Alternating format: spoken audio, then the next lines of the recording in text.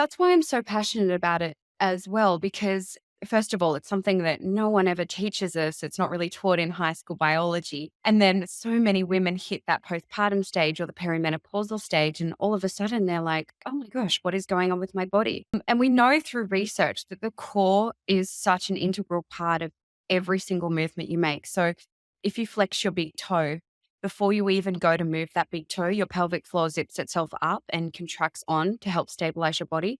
If you go to lift your arm up to your shoulder, same thing. The first muscle that's switching on is your pelvic floor and your core to stabilize. So it's such an underrated muscle group that is also so important, as you mentioned, in so many different things, from movement to sexual function to incontinence. With regards to the one of the key topics that I always get asked about is incontinence. Yeah. And it might be something that comes as a late onset experience, or it might be something that someone has lived with for a really long time. But you have always educated that there are two types of incontinence, and it's really important to understand what you're suffering from so that you can have the right treatment. Completely. So when it comes to incontinence, I think the first thing is to explain that any sort of leakage, it doesn't matter how small it is not normal. It's super common, but it's not normal and it's not something anyone should have to live with.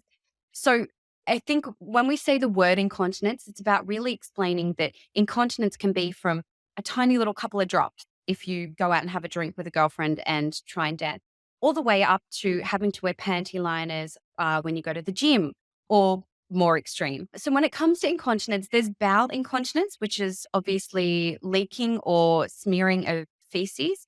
There's also urine incontinence, and that is when it comes to leaking from the bladder.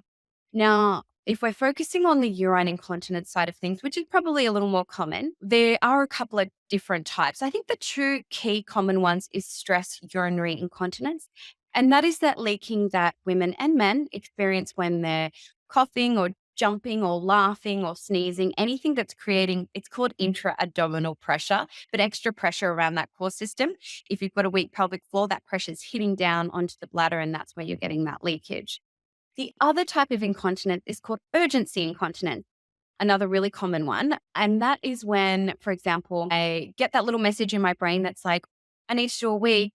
But instead of having 5, 10 minutes to get myself and find a toilet, whether I'm walking around Westfield or whether I'm in the park with the kids, I feel like I have to go now. And I feel like I may even leak on the way to the toilet. That one's called urgency. You can also have a combination of those. You can also have frequency, which is where you're going to the toilet so regularly. But yeah, there's a lot of different types out there. And you're right, it's so important to try and identify what one you're experiencing. And that way you can get the best advice for treatment recommendation. I'd like to have the conversation about sexual performance and sexual enjoyment, which is a really core side effect and benefit of having a strong and healthy pelvic floor and core muscles. This is another part that I'm so passionate about, because for a lot of women, we've kind of grown up, whether it's been movies or magazines, that tell us that our sexual pleasure is second to that of a male partner's sexual pleasure. And we see it to this day, where sex starts and ends when a male orgasms, and we don't really see it start or end when a female orgasms. We're just kind of like along for the ride. And if it happens, it's great, which is absolutely silly. Like, it's completely against everything I believe in. So your pelvic floor is a key part. In fact, it's probably one of the most important parts for a female when it comes to climaxing or orgasming. So the pelvic floor's job is to get us to reach climax. It needs to go through two phases. The first phase is it needs to relax entirely, and then it needs to contract entirely. And it is the difference between the relaxation and the contraction that gives us the intensity of the orgasm. So what we're aiming for is someone who can relax really, really well, and someone who can contract really, really well, because that will equal a really intense and pleasurable orgasm. And also you want a pelvic floor that is strong enough to keep that orgasm going, because then you get like a longer orgasm, right? So if you have a think about the way that you feel when you orgasm, it's almost like women describe it as this wave of pleasure. Now, that is all stemming from the pelvic floor contraction and relaxation. So the longer and the stronger that your pelvic floor can contract and relax, the longer and stronger that orgasm is going to be. So many women assume that if they leak, they've got pelvic floor weakness, and it's absolutely not the case. So it does sound counterintuitive, but if you have a tight pelvic floor, you may also leak when you jump or skip or cough. And you may also experience urgency incontinence, which is where you've got to rush to the toilet and you can't hold it in time. And that is because although your pelvic floor muscle may be tight, it's probably really fatigued from being on all the time. And I think women's healthcare is decades, if not more, behind men's healthcare. And all of the research shows us. I read a paper the other day that it was only, I think, like 6% of research papers have been solely devoted to women in when it comes to study participants. So it's so behind. You have treated so many people in your clinics, and you're about to open a new clinic, because I understand it in Bondi that's coming soon, which is very exciting.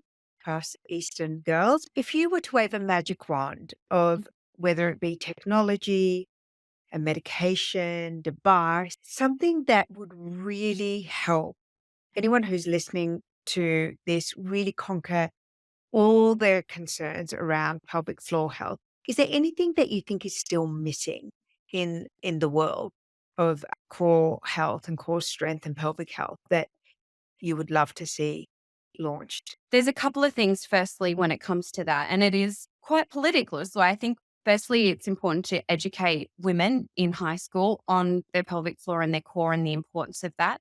I also think it's important to educate the males in the room on a woman's body and what to expect when it comes to childbirth and what is asked of women during pregnancy and childbirth, because I don't think there's enough And respect. during Yeah, and during sex, because absolutely. that can impact your pelvic floor health and pelvic floor function and your core health and function. Yeah, and I think female pleasure is another thing that's not really discussed in school or sex education. Once again, it goes back to sex starts when the male gets an erection and it finishes when the male doesn't have an erection. There's no real talk about the female having a clitoral erection or climaxing. So the education side is very important to me.